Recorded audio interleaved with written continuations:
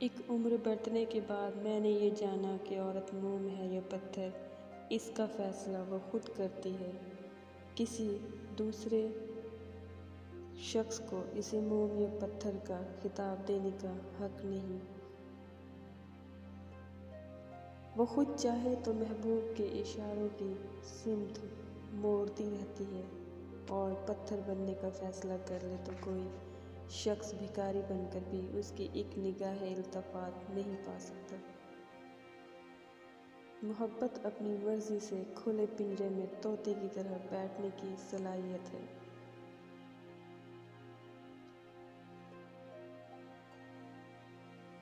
محبت اس غلامی کا طوق ہے جو انسان خود اپنے اختیار سے گلے میں ڈالتا ہے۔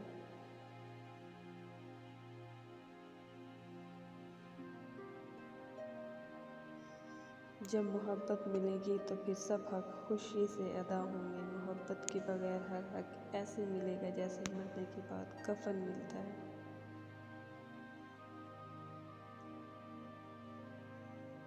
انسان لاحاصل کے پیچھے بھاگ کر کتنی لذت حاصل کرتا ہے۔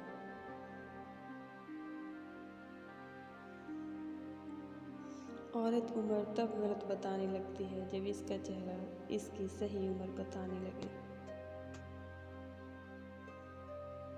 کبھی کبھی ایسا ہوتا ہے کہ زندگی ہر وہ چیز آپ کو لوٹا رہی ہوتی ہے جو آپ سے کبھی چھن گئی تھی، بشمول محبت کے، لیکن آپ بے نیاز ہو چکے ہوتے ہیں۔